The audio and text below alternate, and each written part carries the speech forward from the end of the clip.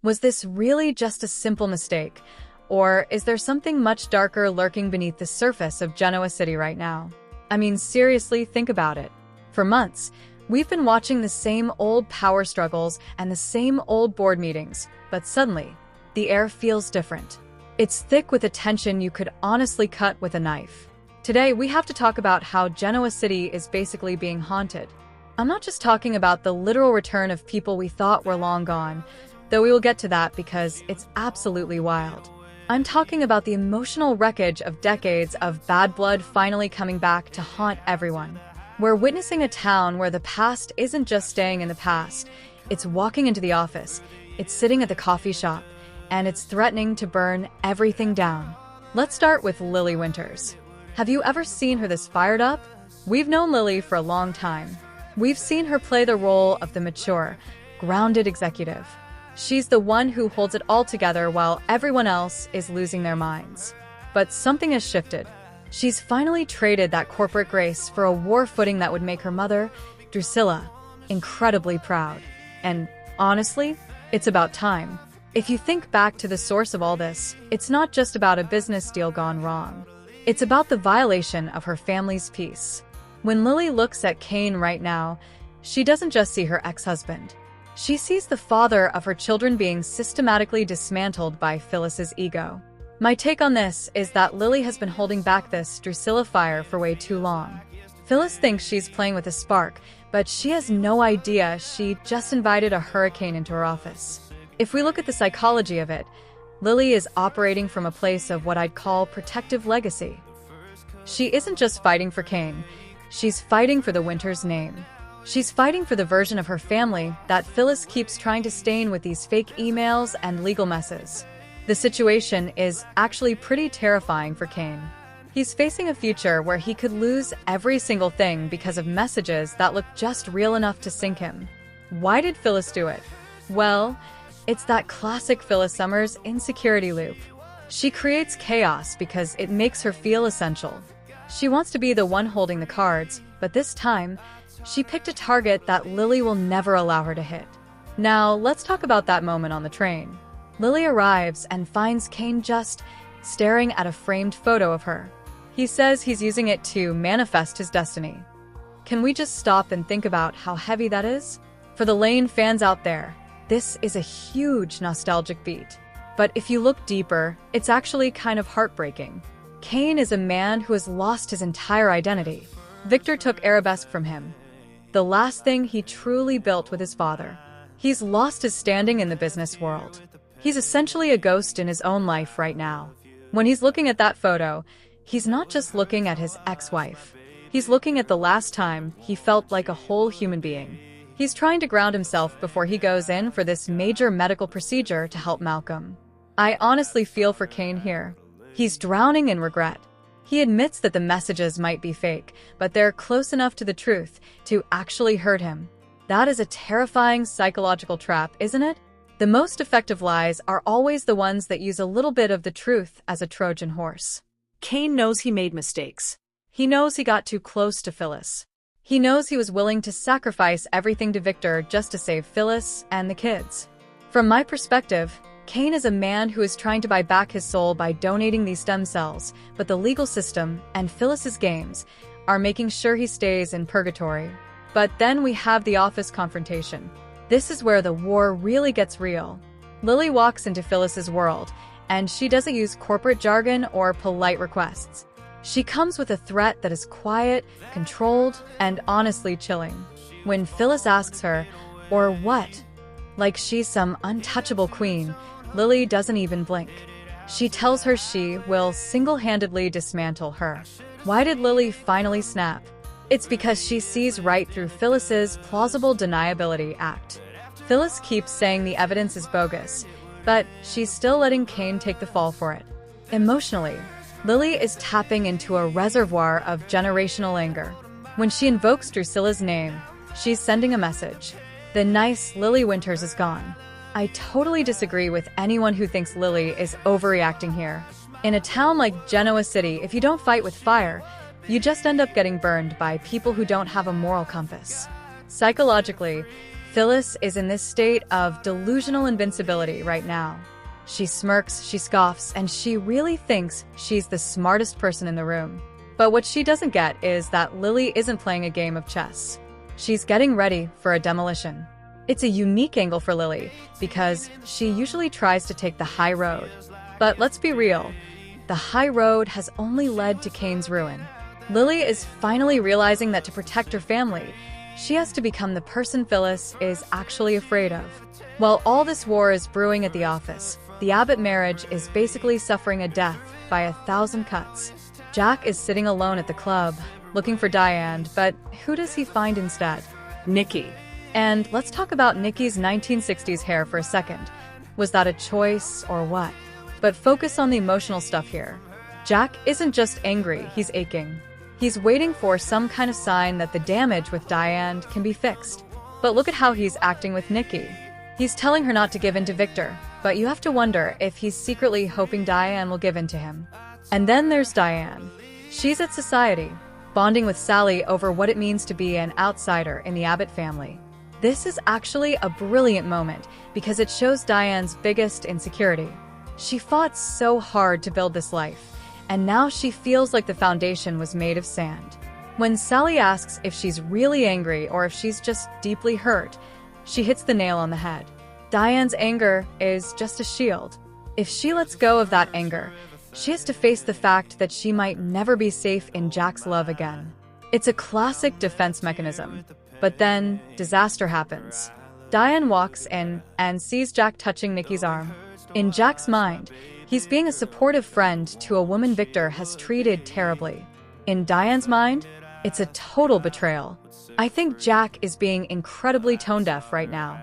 You don't get cozy with your ex-wife while your current wife is literally questioning your loyalty. That one image is going to be the final spark that sends Diane into a total spiral. But wait, it gets even weirder. Enter the ghosts. Patty Williams is back, and she's trying to sell this whole "I'm a new person" story. Billy is not buying it for a single second. When you look at Patty, you see a woman who is still fundamentally obsessed with Jack. She claims she's reformed, but the way she talks about Jack leading the pack to believe in her, that's obsession. Billy is terrified, and honestly, he should be. He knows what Patty did to his family. He draws a hard line and tells her not to ever compare her past to his. This is such a powerful psychological moment. Billy has done some bad things, but he hasn't terrorized people the way Patty has. He sees the danger Diane is in, even if Diane thinks she can handle it. When Billy warns Diane that Patty is coming for her, Diane's reaction is just pure ego. She says, "I hope she comes for me." She wants a target for her anger, but she is seriously underestimating how unstable Patty is. And then we have the moment that should make every longtime fan's blood run cold. Matt Clark walks into Crimson Lights. If you know the history of this show, that name is pure evil. But this Matt Clark has amnesia. He's getting these flashes of a club in LA and an accident, and he's looking for someone to help him fill in the blanks. Is he truly lost? Or is he a predator just waiting for his memories to come back? When he crosses paths with Patty, it's like two live wires touching. Patty doesn't recognize him, but she senses a kindred spirit. She sees someone else the town thinks has done bad things. When she says, maybe they can help each other, that is easily the most dangerous sentence said in Genoa City in years. I see this as the birth of an outsider alliance. You have two people who feel totally rejected by the Newmans and the Abbotts, and they're coming together to get what they think they're owed. If Patty provides the focus and Matt provides the mystery or the muscle, the whole town is in trouble. This isn't just a return of old characters. It's an infestation. So, what happens next? Things are definitely going to get worse. I think Lily's war with Phyllis is going to lead to a legal explosion that might actually put Phyllis in real trouble for once. But Phyllis is a survivor. In her desperation, she'll probably try to strike a deal that hurts Kane even more, which will create a permanent rift between those families. As for the Abbott mess, Diane seeing Jack and Nikki is the point of no return. I predict Diane is going to seek comfort or a partnership with someone totally unexpected. Maybe she even tries to use Patty as a pawn, not realizing that Patty is the one who's actually playing her. And Matt Clark? His memories are going to come back at the absolute worst moment. He's going to realize he has a score to settle with the very people who think they're helping him right now. This whole situation is a masterclass in how to escalate a story. Lily is at the office with fire in her eyes. Kane is on a train with his whole life hanging by a thread. Jack and Nikki are in a vulnerable moment that is going to be completely misunderstood.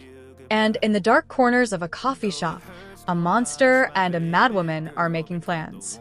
Genoa City is not safe anymore. Now I want to hear from you. Seriously, what do you think? Is Lily right to bring out her mother's fire to take down Phyllis?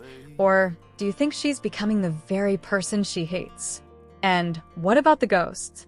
If Matt Clark and Patty Williams actually team up, who in town is in the most danger? Let me know your theories in the comments. I really want to see if you think Diane is overreacting or if Jack is totally crossing the line with Nikki. If you loved this deep dive into all the Y&R drama, do me a huge favor and hit that like button. It really helps the channel. And if you want to keep up with Lily's war and the return of these ghosts, make sure you subscribe. We're going to be tracking every single move in Genoa City, and you won't want to miss our next analysis. Hit that notification bell so you're the first to know when things explode. Thanks so much for watching, and I'll see you in the next one. The funny thing is, we've seen Lily try to be the bigger person for years. But looking at the sources, that version of Lily is gone. She's ready to fight with every ounce of fire her mother once carried because Phyllis has pushed her to the absolute limit. The situation with Kane is the final straw. When Lily finds Kane on that train, the atmosphere is just unsettling. He's literally staring at a framed photo of her, trying to manifest his destiny. Now, think about that for a second. Kane is a man who has lost his identity.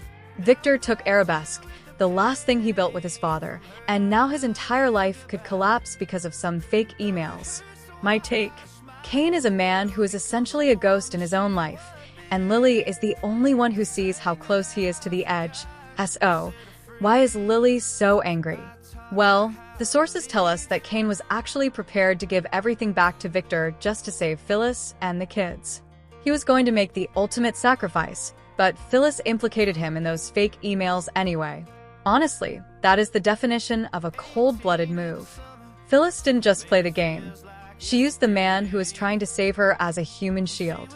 Lily sees this for exactly what it is: a personal attack on her family's legacy. She doesn't believe Kane deserves to be dragged down for a mess Phyllis created on her own. Psychologically, Lily isn't just acting as an ex-wife here. She's acting as a protector of the Winters name. She's done being the mature executive while Phyllis plays with people's lives like they're chess pieces. The interpretation here is pretty clear. Lily has realized that you can't fight a monster with corporate memos. You have to fight fire with fire. When she walks into Phyllis's office, it's not for a polite chat. She tells Phyllis to her face that she will single-handedly dismantle her if she doesn't clear Kane's name. Phyllis, of course, does that classic smirk and asks, "Or what?" But that was the wrong question to ask. Lily answers by invoking her mother's history.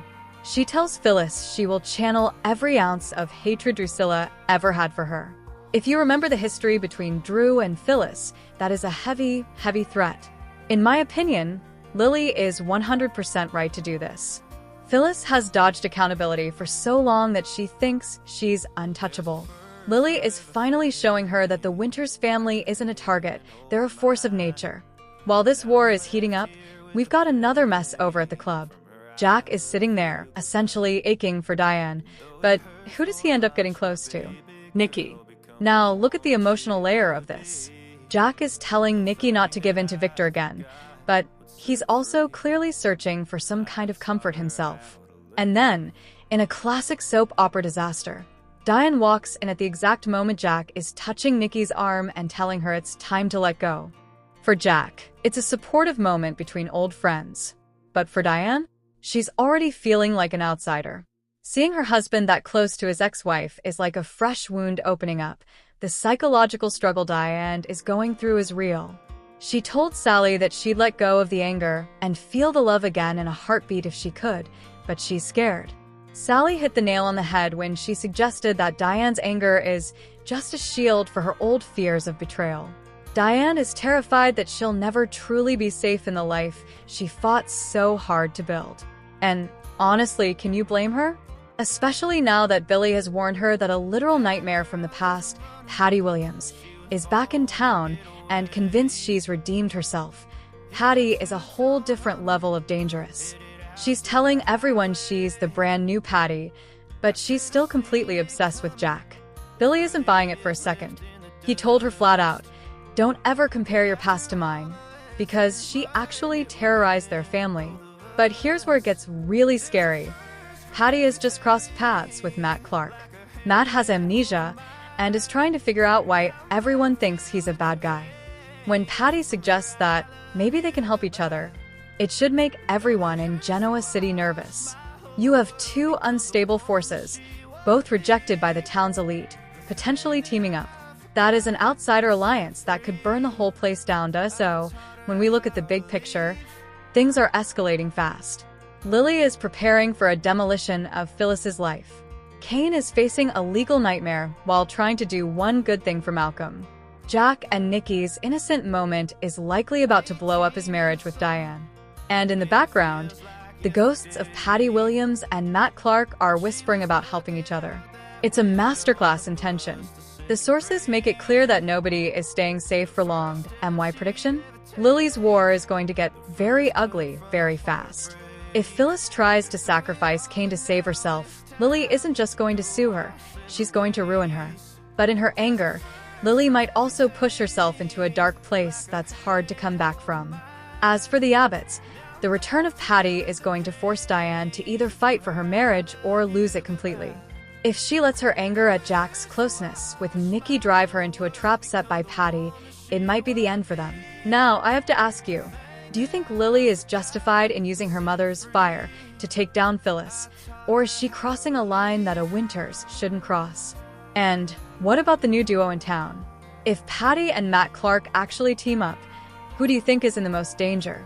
The Newmans or the Abbotts? Let me know what you think in the comments, because I have a feeling this is about to get even crazier. If you enjoyed this deep dive into the latest war in Genoa City, make sure to hit that like button and subscribe to the channel. We're going to be following Lily's war and the return of these ghosts every step of the way, so make sure you ring that notification bell so you never miss an update. Thanks for watching, and I'll see you in the next one.